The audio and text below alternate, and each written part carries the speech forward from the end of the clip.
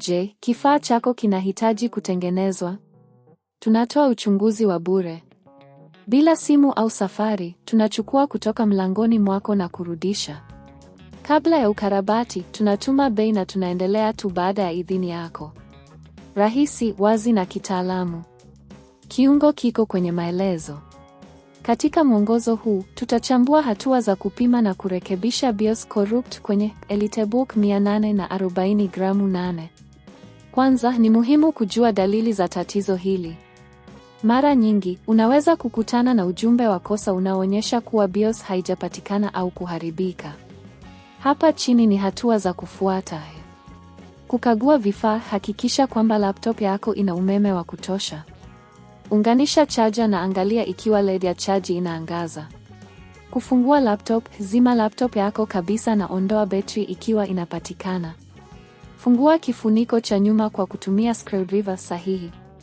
Kukagua kadi ya RAM, ondoa kadi za RAM na uzirekebishe. Wakati mwingine, tatizo linaweza kuwa ni kutokana na kadi za RAM zisizo na uhusiano mzuri. Kurejesha BIOS, badala ya kuendelea na mchakato wa kuanzisha, unaweza kujaribu kurejesha BIOS. Fanya hivyo kwa kubonyeza funguo za Windows ongeza B wakati ukiwasha laptop.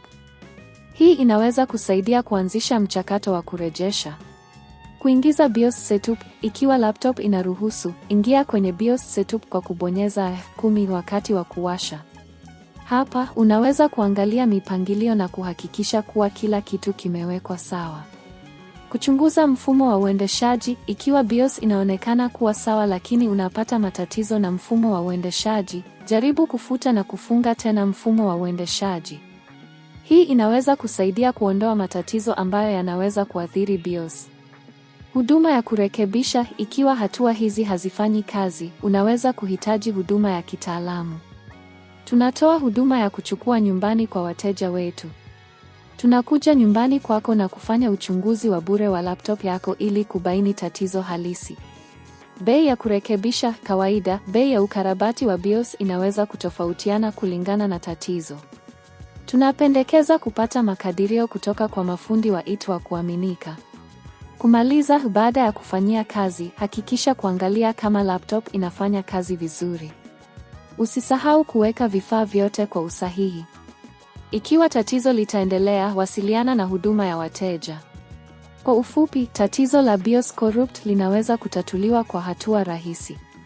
Tufuate kwenye video zetu za baadaye kwa maelezo zaidi kuhusu matatizo mengine ya teknolojia. Je, kifaa chako kinahitaji kutengenezwa? Tunatoa uchunguzi wa bure. Bila simu au safari, tunachukua kutoka mlangoni mwako na kurudisha. Kabla ya ukarabati, tunatuma bei na tunaendelea tu baada ya idhini yako. Rahisi, wazi na kitaalamu. Kiungo kiko kwenye maelezo.